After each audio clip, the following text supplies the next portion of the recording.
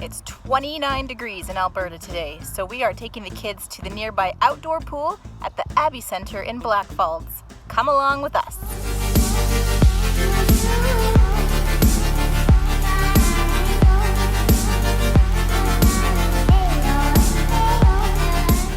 The Abbey Centre in Blackfalds is a perfect location to retreat to in central Alberta when the weather gets hot.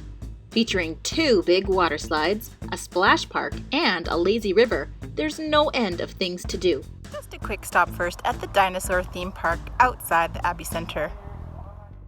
I'm not sure why a dinosaur theme was selected for this play park, but my kids sure like it.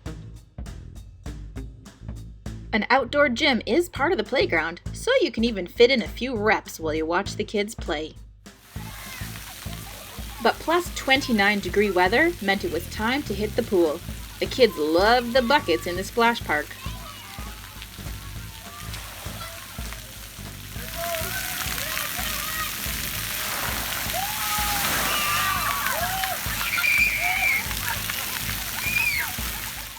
We'd only gone down a couple of water slide runs when disaster struck. So somebody pooped in the pool, and now we're stuck playing in the splash park and just soaking in the hot tub while everything else gets cleaned. Yes, you heard that right. Someone pooped in the pool, not once, but twice that day, forcing us to abandon our swimming plans. But it did leave me wondering, what does happen when someone poops in the pool?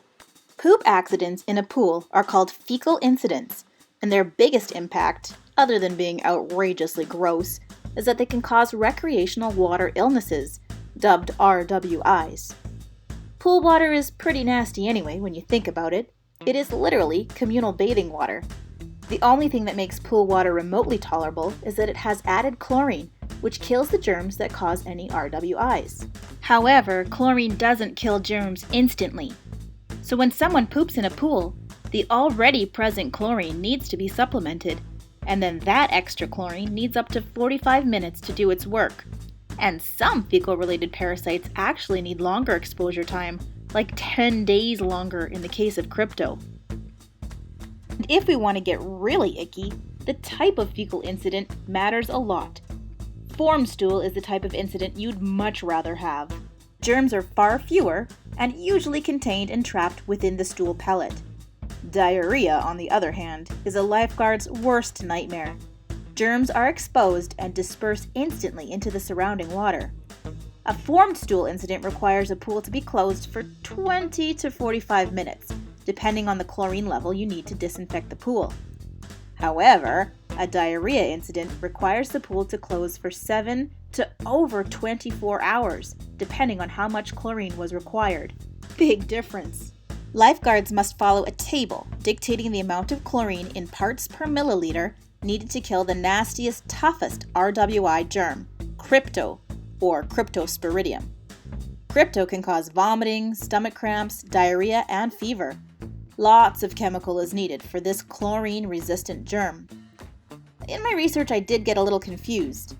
If crypto takes up to 10 days to be eradicated by chlorine, then why can we re-enter a pool after a mere 20 to 45 minutes following a fecal incident? Because 20 to 45 minutes is what is needed to eliminate Giardia, the next nasty level of fecal germs. If Giardia can be fully eradicated from the water, then we're most likely to be okay. Crypto is an extremely rare germ, while Giardia is quite common. It still makes me queasy to think that there is a chance I could catch crypto after a fecal incident at the pool. But then I stop to think, just how disgusting is that water before any sort of incident?